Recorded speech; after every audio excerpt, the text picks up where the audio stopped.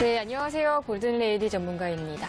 네, 시청자 여러분들 벌써 13강째 강의를 이제 진행하고 있는데, 오늘 강의 같은 경우는 앞으로 이제 시청자분들께서 혼자서 개인 거래를 하실 때도 굉장히 좀 유용한 강의를 준비했으니까요.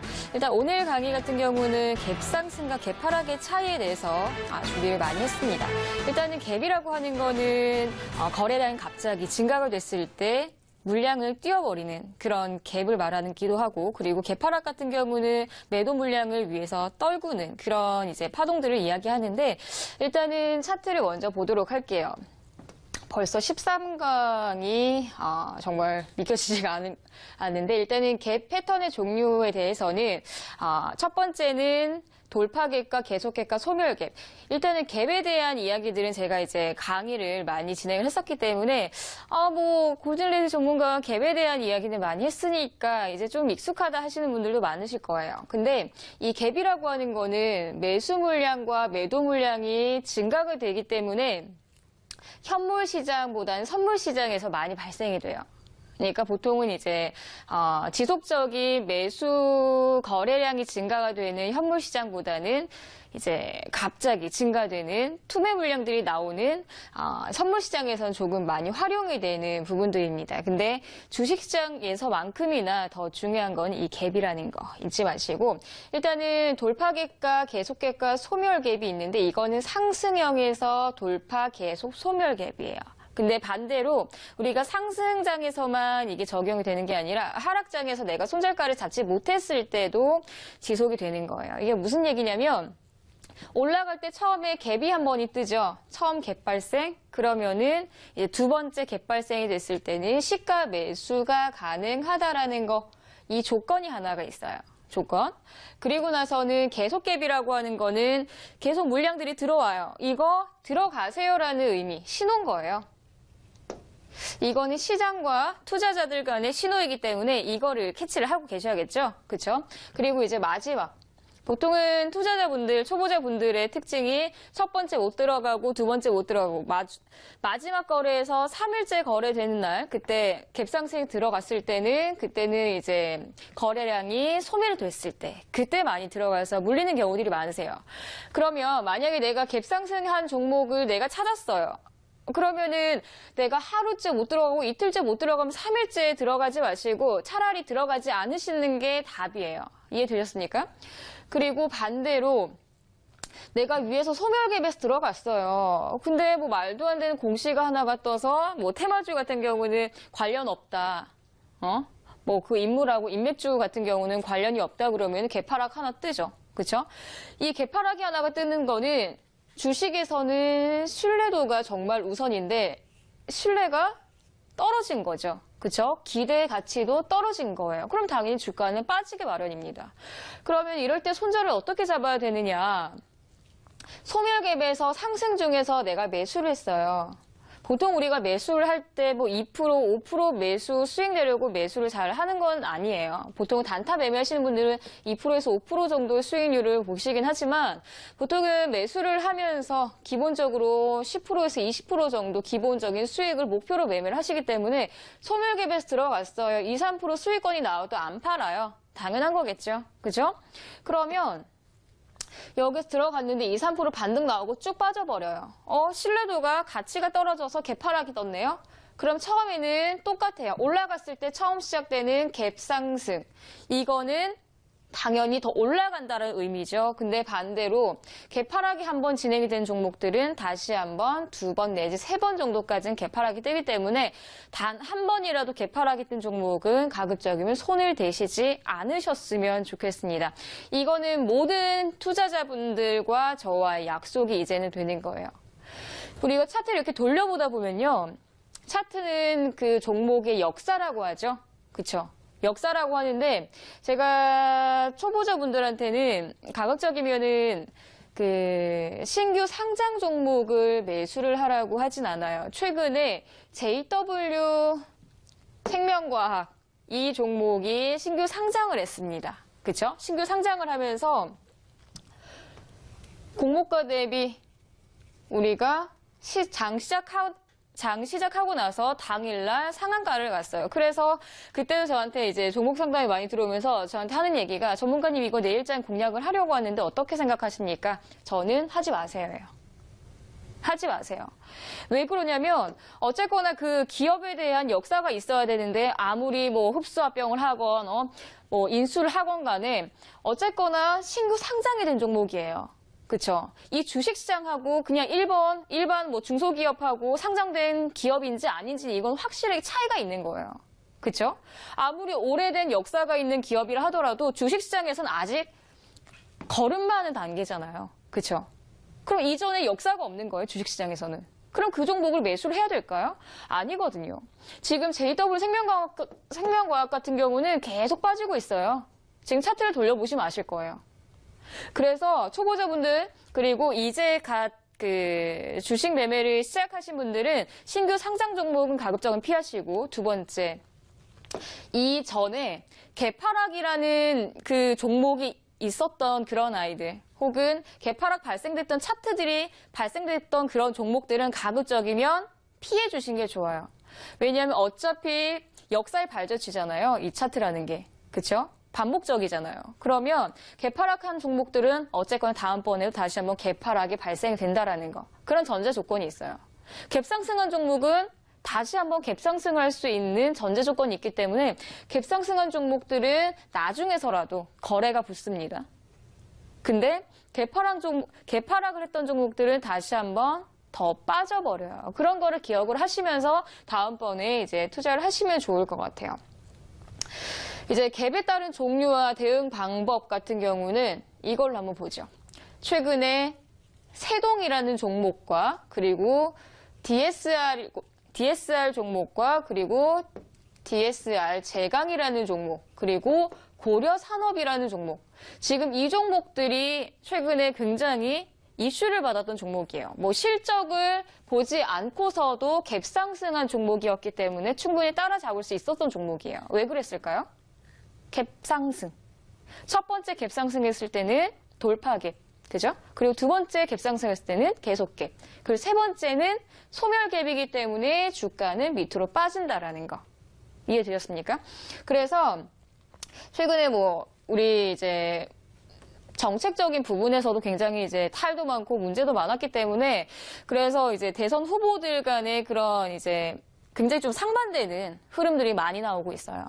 근데 지금 이 세동이라는 종목도 그리고 DSR 종목도 DSR 제강 종목도 고려산업이라는 종목도 한 인물의 이제 특정 인물의 그런 정책 관련주인데 일단 그런 종목들을 매수를 하시기 전에 어떤 종목인지 어떤 인물의 종목인지 혹은 테마는 어떤 테마를 가지고 있는지를 먼저 체크를 하셔야 되는데 만약에 그걸 모르겠다 하시면 갭상승 했는 종목인지 먼저 체크를 하시면 돼요. 그쵸? 그러면은 차트를 잠깐 보세요. 처음에 이 종목 같은 경우는 지금 이제 그런 정책 수혜주라든지 대선 관련주라든지 그런 종목들은 지금 변동성이 너무 심해요. 하루 조정을 받으면은 마이너스 10%에서 13%는 기본으로 빠졌다가 올라가요. 그게 여기 보시면은 꼬리를 달죠. 윗꼬리도 달고 밑꼬리도 달아요. 이거를 초보자분들께서 버틸 수 있냔 말이죠. 그쵸? 만약에 버텨가지고 먹었어요. 근데 나중에 계속 쭉 빠진다? 이걸 또 버텨요. 그쵸? 그래서 보통 갭상승을 한 종목들은요. 기본 5%에서 10% 갔다가 빠져요. 기본적으로 통계를 내보면. 그래서 이제 내가 해야 될 거 갭상승 매매했을 때는 첫 번째 갭상승 따라가. 근데 종목을 뒤늦게 봤어요. 그러면 이틀째까지만 따라가세요. 그거 시가. 시가에서만 따라가세요. 그리고 제가 이전에 가격 따라잡기를 이제 시청자분들한테 이야기를 했잖아요. 그쵸? 뭐 예를 들어서 이 종목 같은 경우는 3,000원, 그리고 3,500원, 그리고 4,000원 이런 가격을 자르세요. 가격 잘라서 이 양봉 하나가 처음에 갭상승 뜬 종목이 뭐 고가가 4,000원이라고 가정을 하고 저가가 한 2,000원이라고 가정을 할게요. 근데 뭐 한 상한가를 한번 갔어요. 가고 나서 그 다음날 매수를 할 조건은 딱 한 가지. 새로운 가격대 4,000원에서 4,000원 이상에서 시가가 시작이 되는지 혹은 5,000원 이상에서 시가가 시작이 되는지 예를 들어서 뭐 4,250원 이 가격에서 나오거나 아니면은 4,000원 종가였는데 그 전날에 상한가 종가였는데 근데 뭐 3,800원이라든지 이런 가격이면 시가 매수를 하시면 안 되겠죠. 그렇죠? 우리가 새로운 한 사이클을 돌아야 된다라고 이야기했어요. 지난 강의에서. 3,000원이면은 4,000원이 목표가이듯이 4,000원 돌파되면 5,000원이 목표가이듯이 이런 거를 시청자분들께서 이전에 제가 했던 강의들을 적용을 하면서 이번에 갭상승을 하는 것도 같이 적용을 하셔야 돼요. 그러니까 제 강의는 한 강의만 빠지고 뭐 다음 강의로 넘어가면요. 이해가 잘 안 되실 거예요. 그래서 지금까지 했던 제 녹화 방송을 꼭 보셔야 되는 거예요. 그래야지 이어지니까. 그쵸? 종가에서 얘가 4,000원 상한가 찍었어요. 30%. 그리고 나서는 시가가 4,000원 이상에서 진행이 되는지 혹은 4,500원 이상에서 시가가 진행이 됐다. 그러면 비중을 어느 정도 들어갈까요? 한 사이클까지 갔으면 얘는 10% 정도. 그리고 반 사이클 4,500원이면 얘는 5%만. 왜? 충분히 4,000원대까지 눌릴 수가 있기 때문에 여기에서 추가 매수할 수 있는 비중은 남겨놔야겠죠. 뭐 예를 들어서 5,000원대까지 돌파됐어요. 그럼 다시 한번 얘는 10% 정도 들어가시면 돼요. 근데 중간값이라는 건 아직 올라가는 가격하고 내려가는 가격하고 그 중간 사이에 있기 때문에 중간값은 꼭 기억을 하세요. 비중은 작게 들어가셔야 돼요. 처음부터 막 30%, 50% 들어가는 건 굉장히 의미가 없어요. 아시겠죠? 그리고 이 투자라는 거는요, 어쨌거나 내가 기다려서 좋은 투자를 하는 거고, 그리고 단타 같은 경우는 지난번에 이제 제가 무료 강연회를 하면서 어떤 분께서 저한테 그런 얘기를 하더라고요. 그분도 이제 제 방송을 많이 들으면서 많이 배웠는데, 그분이 하는 얘기가 단타는 정말 손이 빠른 대응이고, 이제 투자는 기다림이다라는 이야기를 하시더라고요. 그래서 제가 맞습니다. 정말 투자는 기다림이지 단타는 대응이에요. 근데 단타는 우리가 주식을 이제 이 시장에서 매매를 하신 지 얼마 안 되신 분들 같은 경우는 이제 조금 수익이 나니까 욕심이 이제 조금씩 생겨버려요. 그러면은 2, 3% 수익이 났고 최근에 시장이 너무 안 좋았는데도 2, 3% 뭐 4, 5% 정도 수익이 났다. 여기에 만족을 못 해요. 단타 매매를 하면은 어느 정도 단타 수익 같은 경우 10% 미만 혹은 10%까지는 정말 잘 이제 매매를 하신 거고 그 이상은 이제 이전에 수렴한 이 구간에서 기다렸다가 올라간 이런 장기 투자이신 분들한테는 그 이상의 수익률을 가져가시면 좋은데 단타 하시는 분들은 10% 미만에서 수익률 나오면 무조건적으로 저는 챙기셨으면 좋겠어요. 아시겠죠? 그리고 가격적인 전략도 조금 챙겨가셨으면 좋겠고 여기 보시면 DSR 제한 같은 경우 갭 종류에 따른 대응 방법. 처음에 갭 상승이 뜹니다. 첫 번째. 그리고 두 번째 갭 상승이 뜹니다. 그리고 3일째 되는 날 이거는 이제 갭 상승 뜨고 나서 그 다음날 캡처를 못한 건데 계속 가요. 계속 가고 눌려도 다시 가요. 지금 뭐 DSR 제강, DSR 종목 다들 주의 종목, 경고 종목. 왜? 한 인물에 다 쏠려 있거든, 수급이.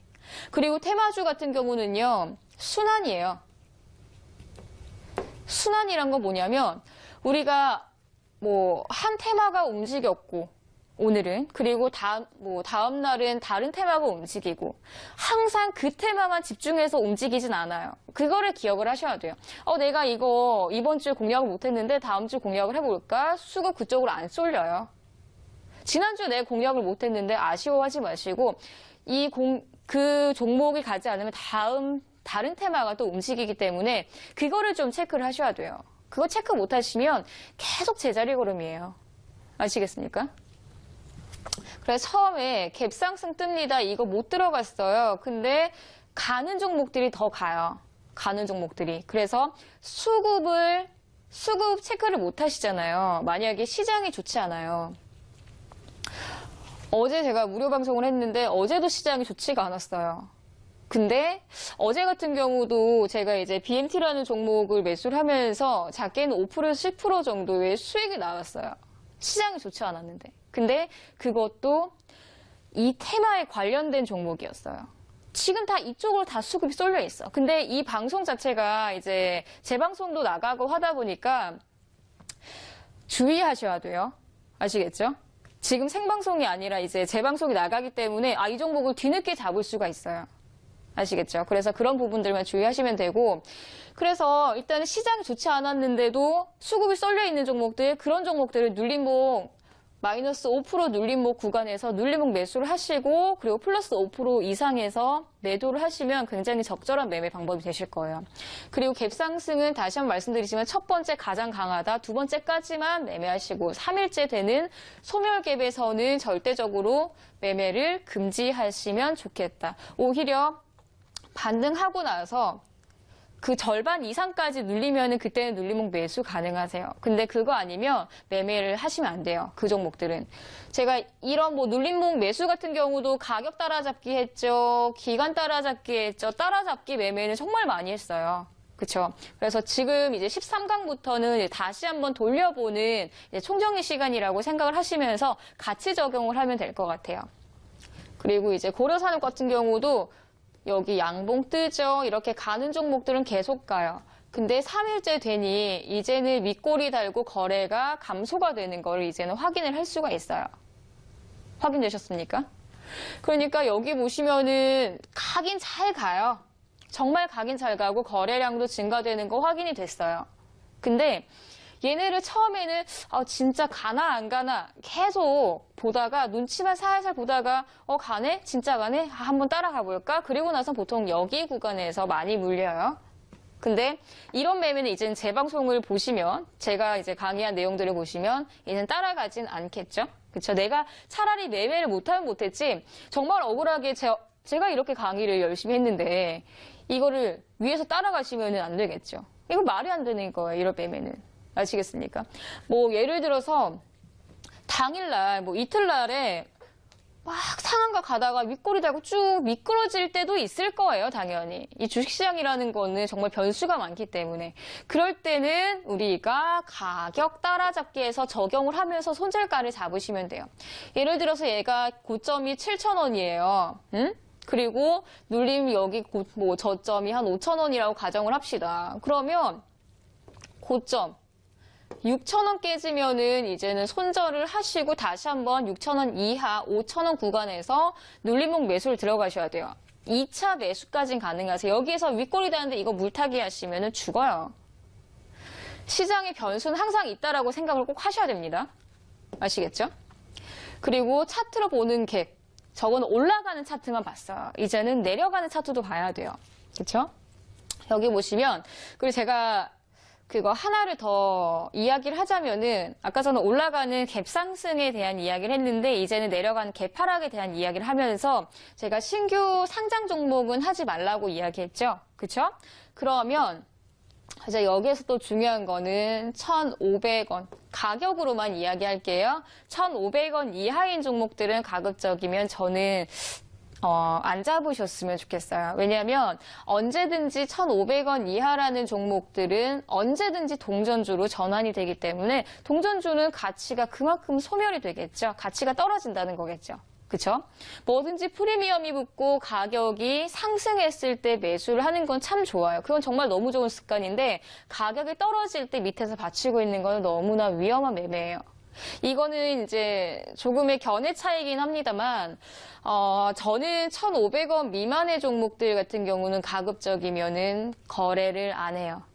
오히려 이제 뭐 1,000원 미만의 종목이면 이거 대박 나면은 막 100%, 200%, 1000%까지 가지 않습니까? 라고 생각을 하시는 분들이 많으세요. 근데 오면 정말 이 주식시장은요, 투자인 거지. 절대적으로 그렇게 대박을 노리기 위한 매매를 하실 필요는 전혀 없다라고 저는 보거든요.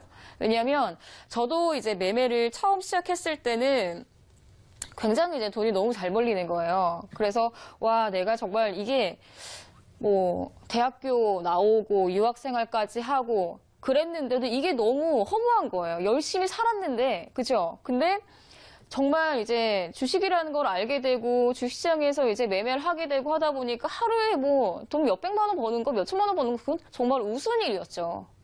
근데 이게 지켜지기까지는 초보자분들은 지켜지지가 않아요.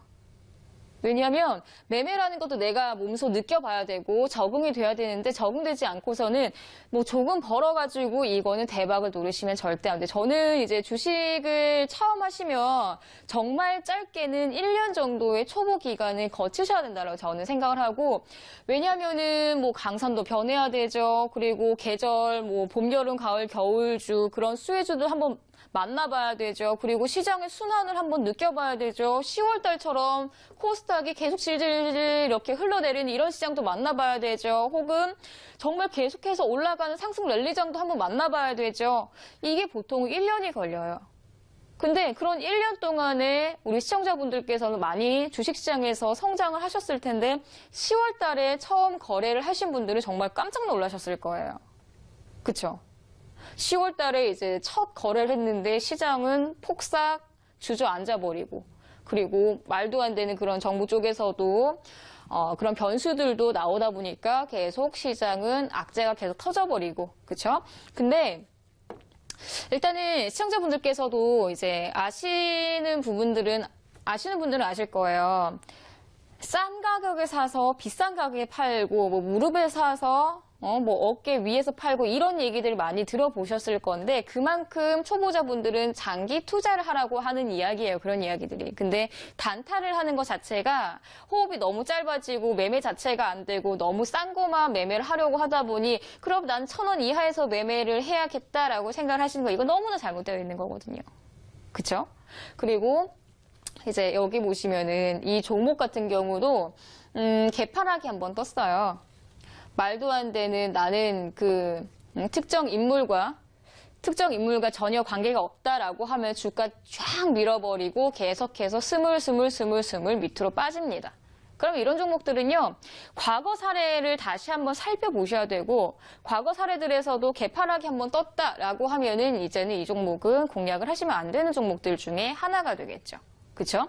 그리고 앞으로 이 종목들을 공략을 하실 때도 개파락이 하나 떴네? 그럼 이 종목 가급적이면 공략을 하지 않으시는 게, 그리고 실적이 정말 턴어라운드가 된다거나 아니면은 정말 어디에서 계속 유입자금 뭐 유증을 한다라거나 그런 호재들이 계속 작용을 하면은 그땐 한번 공략을 해볼 만한. 근데 지금 당장에 개파락 뜨고 나서 얼마 되지 않은 상태죠. 한 달 정도 조정받고 있나요? 횡보하고 있나요? 그러면 보통은 이제 반개월 정도는 더 횡보를 하고 조정을 받아줘야지 다시 급등의 이제 이유들을 만들어냅니다. 그래서 이런 부분들, 개파락을 한 종목들은 가급적이면 손을 대지 않으시는 게 좋고, 그리고 이제 다음 종목, 뭐 이런 깃발형 패턴들도 이렇게 뭐 다음 시간에 조금 이어가지고 이제 강의를 진행을 할 텐데, 일단 오늘 강의 같은 경우는 갭상승 종류와 그리고 갭하락 종류, 그리고 갭상승할 때는 뭐 언제든지 갭상승을 할 수 있는 그런